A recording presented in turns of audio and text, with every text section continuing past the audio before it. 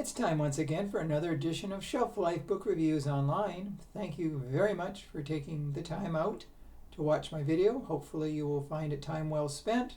And when you plan your book purchases, these two books that I'm about to review will be at the top of your list.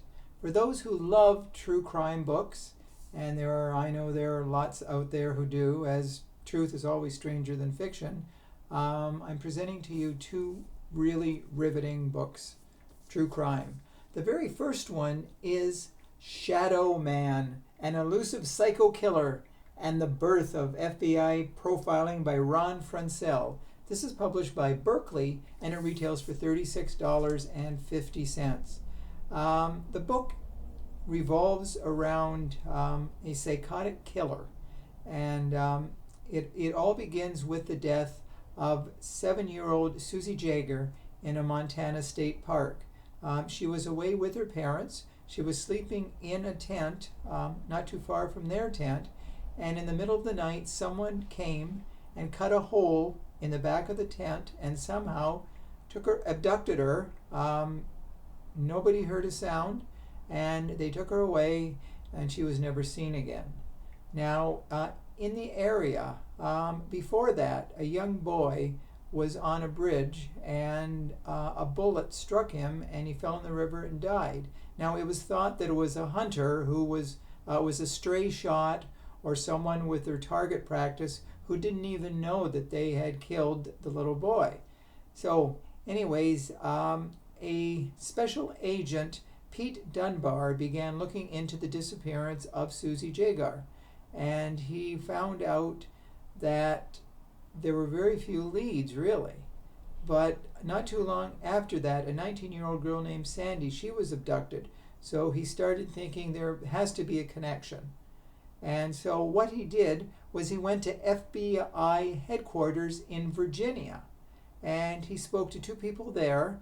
They were psychologist Patrick Mullaney and a criminologist Howard Teton. And they were doing something that was very different, that had never been done before. It was profiling the killer, speculation on what the killer was like.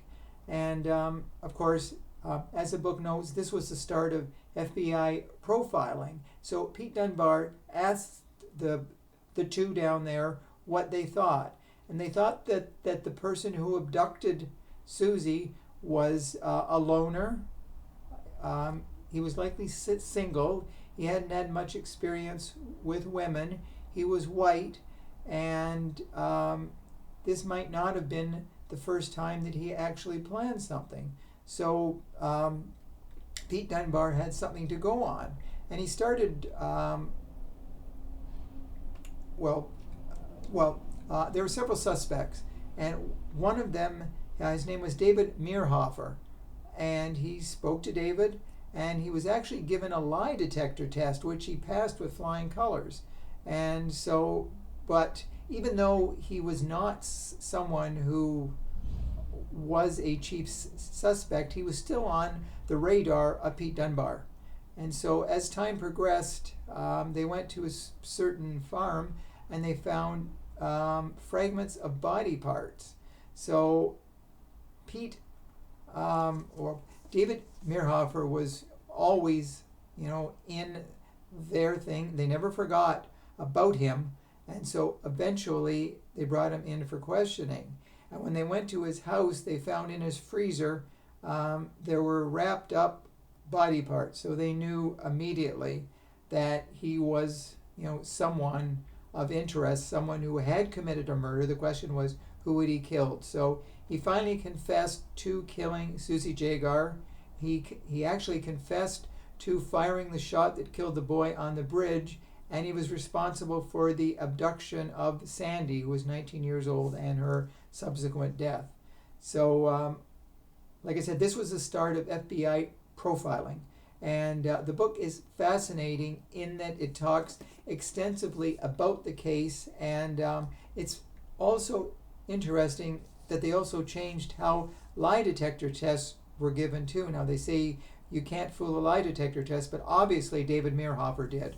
And so if you like a true crime book that traces the history of profiling. This is definitely a book that you will find more than fascinating, and you should add right away to your collection. The second book of interest is called Scoundrel, and it is how a convicted murderer persuaded the women who loved him, the conservative establishment, and the courts to set him free. This is written by Sarah Weinman, and it is published by Knopf Canada, and it retails for $37. This is another fascinating true crime book, and it looks at a murder that took place in 1957 in Mahwah, New Jersey. Victoria Zelinsky, she was found murdered. Her skull was bashed in with a huge rock. They said the rock was almost over 20 pounds, and she was killed. And the main suspect, not too long after that, was Edgar Smith. And they brought him in. He was charged and convicted and sent to prison, and he was scheduled to die in the either electric chair or whatever mode of execution they did back in 1957. Now he always said he was innocent, and he pointed the finger at a friend, and the friend was a suspect for quite some time because he had the friend's car. But Edgar Smith, was the killer, and actually in jail he started reading the National Review, which was founded by William Buckley. He was a famous conservative, and he eventually had a TV show, I think it was called Firing Line, and so Edgar wrote to him, and they sort of had a pen-pal friendship, and William F. Buckley thought this man is innocent, so he even wrote an article for Esquire magazine years later that he was being railroaded. So he sent lawyers to help him. He even gave financial support with the lawyers. So it's an interesting thing what happened, what took place there as William F. Buckley was championed his cause. He went on TV shows, he wrote columns, and he basically said, this man is not guilty. So years later, Edgar Smith pled guilty to a lesser charge, and he was set free in 1971. He was a free man, and does his story have a happy ending? No, because in 1976 in California, he abducted a woman, and he stabbed her. The knife wound almost hit her heart. She nearly died. So right away, he went back to jail, and as soon as William F. Buckley found out this happening, he washed his hands of him. He knew right away that he was, there is no question that Edgar Smith was the killer, that he did kill Victoria Zelinsky, and he basically that's it for him. So Edgar Smith was once again sent to jail, but this time he was in jail for life. There was no saying, oh no, I'm not guilty, I want to get out. He was not on death row. He was just sentenced to life. So he died in prison, and I believe it was 2017. So that chapter about his life came to an end. So this is a long book. It's over 400 pages with a lot of pages of notes.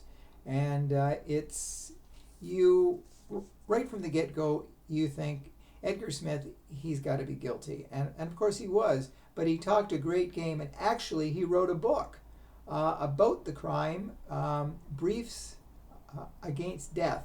And a woman who was part of the Knopf Publishing Company, Sophie Wilkins, she wanted to get his book published. So she pushed for Knopf, back in 1960s to have the book published.